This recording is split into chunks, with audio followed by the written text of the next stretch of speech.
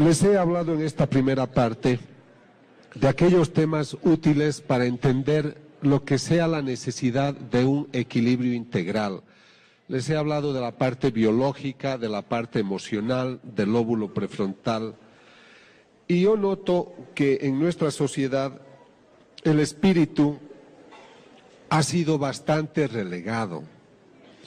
Si ustedes piensan en lo que sea la definición de espíritu, debemos redimensionar el valor de esta palabra. Y permítanme contarles algo que es sumamente importante para mí. En el año 1990 yo era ateo y estaba escribiendo un libro que se intitulaba De la neurona a la persona.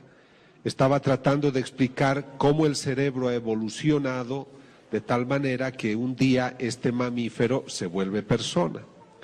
Pero el año 92 empiezo a hacer estas investigaciones sobre fenómenos místicos y resulta que voy al Ecuador.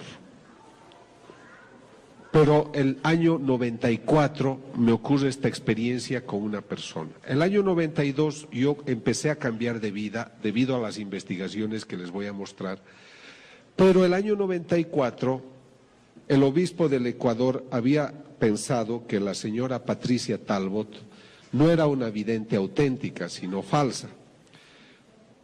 Entonces yo viajé al Ecuador para estudiar el caso de ella y demostrar si es que era realmente falsa o era auténtica.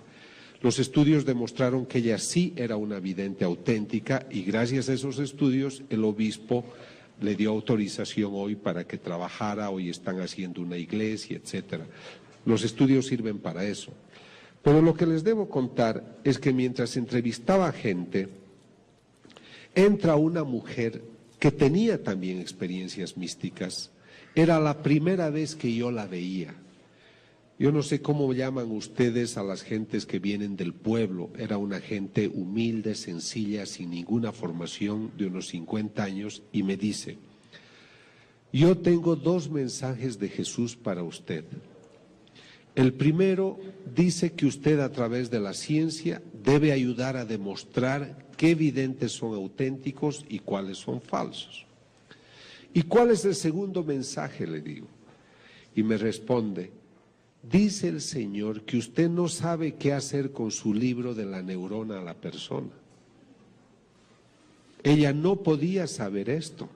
Yo estaba escribiendo ese libro en los años 90, el año 92 estaba en el 8º capítulo y dejé de escribir porque era un tema en clave atea.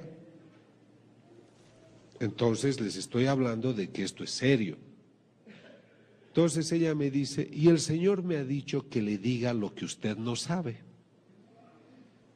Me dijo: el alma es la vida. Dios nos da la vida a través de una animación del cuerpo. Lo que anima la vida en un cuerpo es el alma. Por eso el animal tiene alma animal. Por eso la planta tiene alma vegetal, porque tiene vida, pero no tienen espíritu. El perro no tiene espíritu, la planta no tiene espíritu. El espíritu es la parte divina que cada hombre tiene en sí, que Dios sopla al hombre en el momento que el hombre concibe con la mujer. El espíritu es la parte divina que tiene cada hombre y se expresa en la vida del hombre, se expresa a través de la conducta.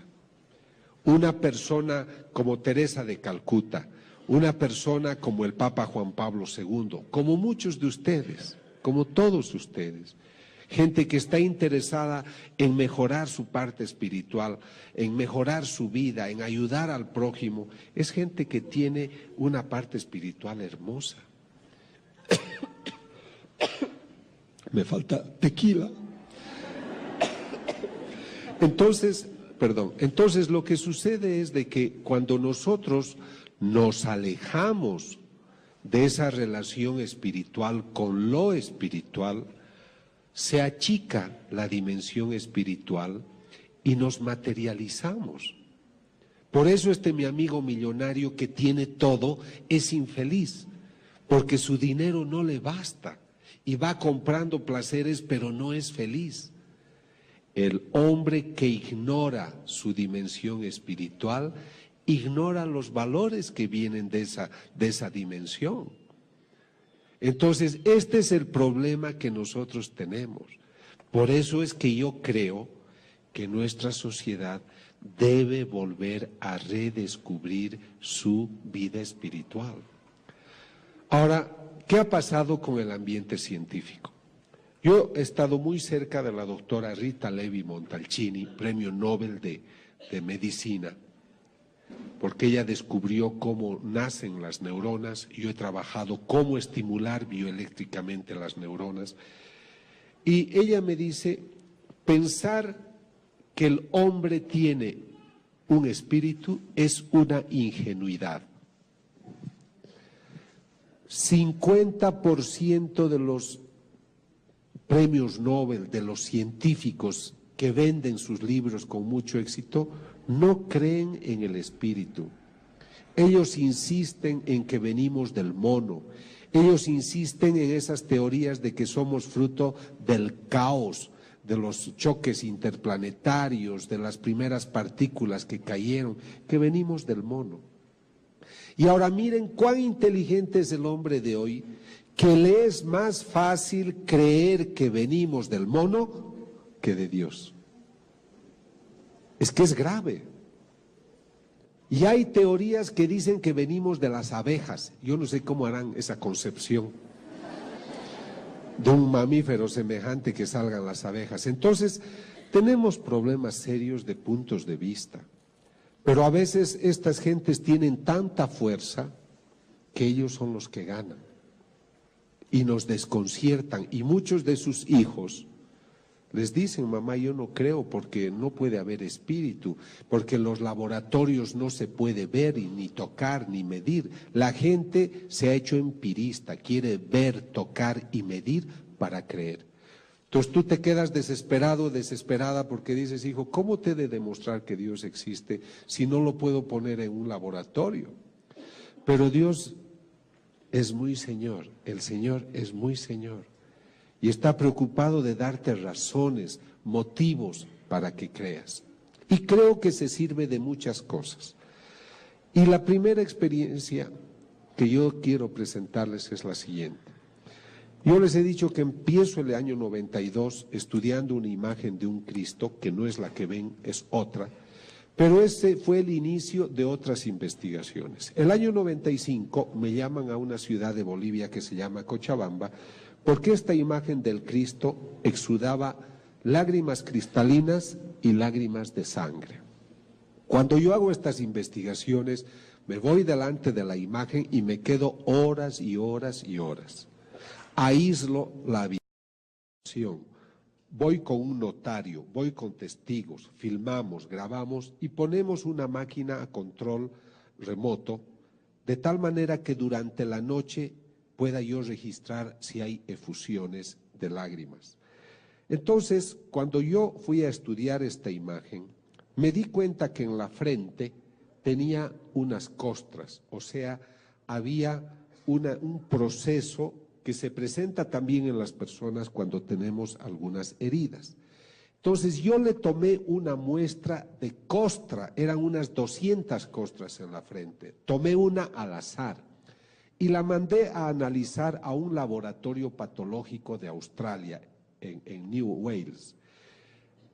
Y me dicen, doctor, 2/3 de esa costra son sangre humana, pero 1/3 no. Es algo duro y tiene que llevarlo a usted a otro laboratorista. Llevamos a un laboratorista, a un forense botánico y nos dice, es la punta de una espina y reconocemos sus características por las celdas, por la distribución molecular que tiene. Es una espina propia de un país árido como Israel, como el Asia Menor. Y en Bolivia eso no existe. ¿Cómo es posible que en una estatua de yeso salga sangre, se formen coágulos, se formen costras y dentro de una de ellas haya una espina? Muchas gentes cuando escuchan de esto dicen es que dentro de la imagen hay algún mecanismo que le hace exudar. Yo no estoy usando la palabra llorar, nosotros decimos exuda o tiene efusión de sangre o de lágrima.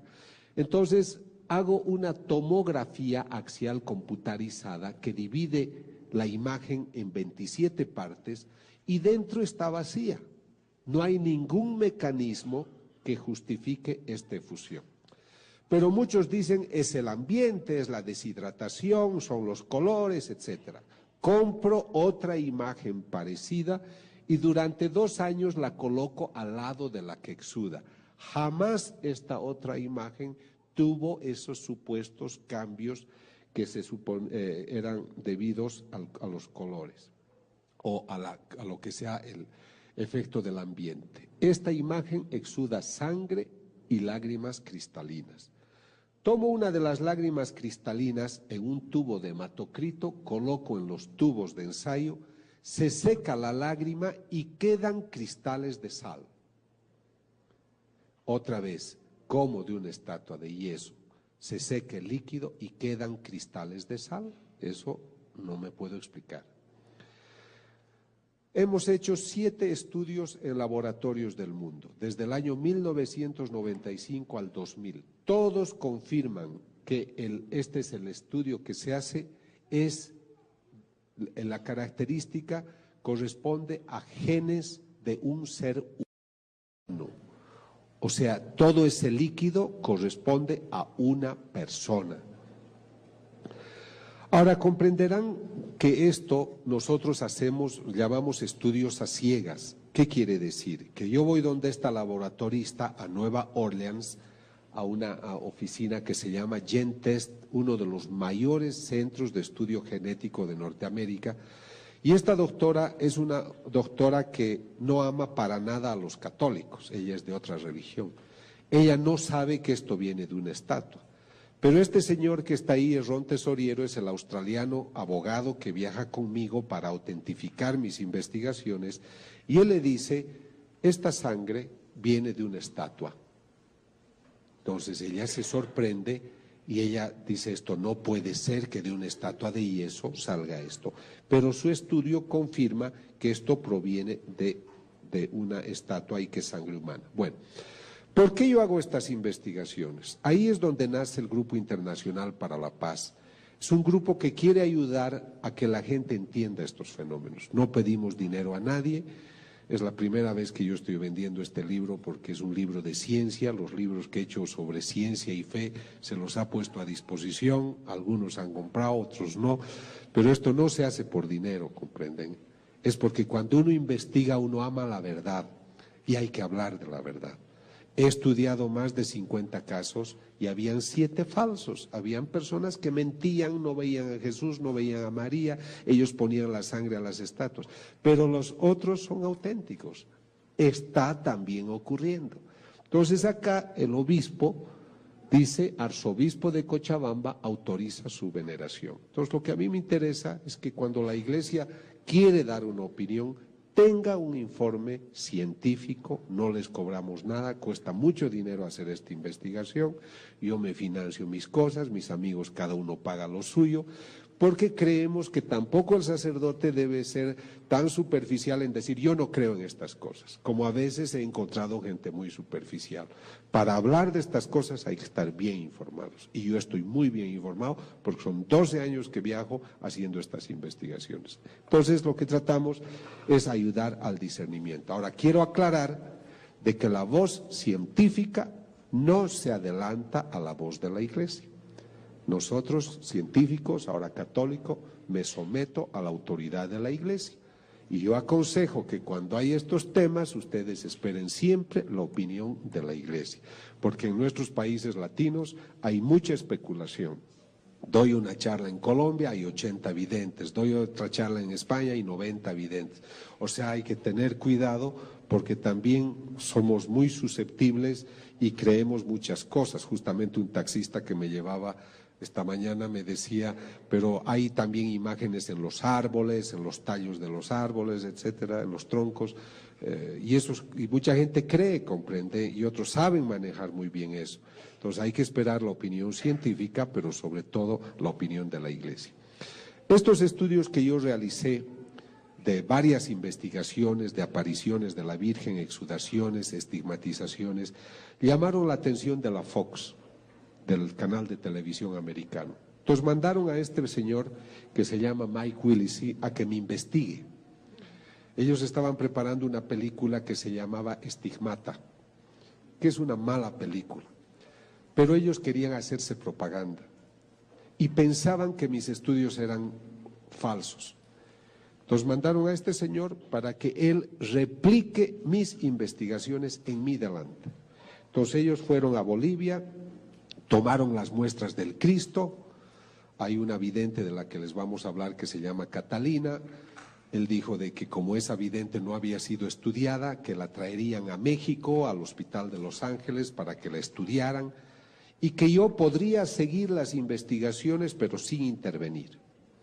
Y el día 28 de julio de 1999 me sentarían en un sillón para decirme, yo salgo mejor del lado derecho por si acaso. Entonces, dice que estemos sentados en unas sillas que a través de un satélite nos van a entrevistar directamente desde el laboratorio donde ellos han hecho sus investigaciones para decirlo en público si hemos dicho la verdad o no. Entonces yo ese día estaba sentado y se contactan con los laboratoristas, 28 millones de personas veían que luego se ha hecho una película que se llama Signos de Dios, la ciencia prueba la fe, y pues fueron al laboratorio y la laboratorista dice, debo confirmar que los casos son auténticos. Y eso es lo que a mí me ha dado prestigio internacional, porque la Fox no es el Vaticano. Eran unos señores que querían hacer lo suyo, gastaron $2 millones, a mí no me pagaron ni un centavo por si acaso, pero ellos querían ver si esto era verdad o no. Y lo que podía haber sido algo negativo para mí se ha vuelto a favor, porque delante de todo el mundo, esa noche fueron 28 millones, pero luego ha ido a todo el mundo, pues han dicho, esto es verdad.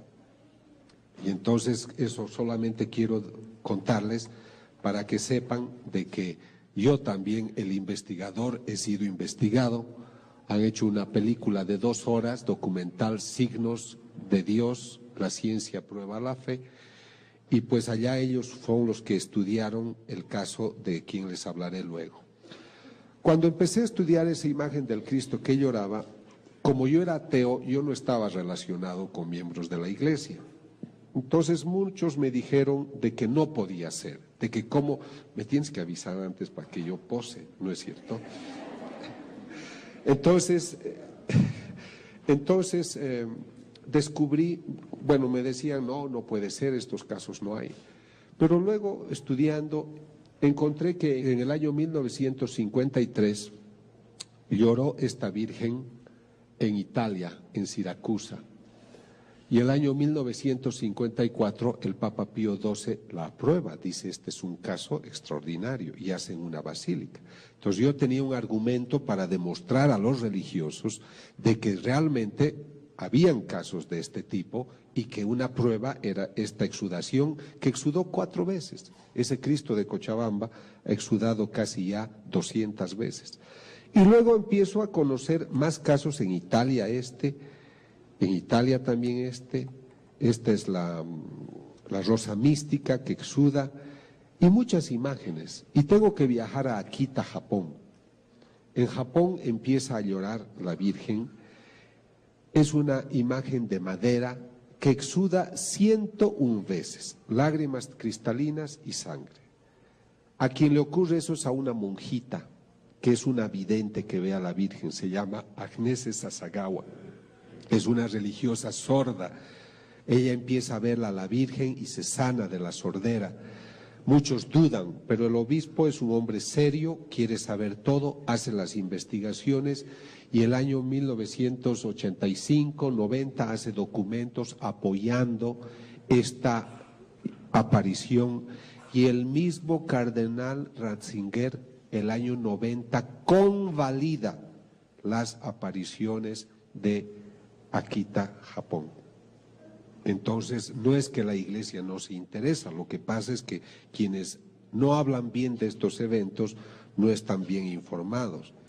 Luego tengo que viajar a Naju, Corea, donde otra imagen de la Virgen exuda 700 veces lágrimas cristalinas y sangre, como pueden ver acá.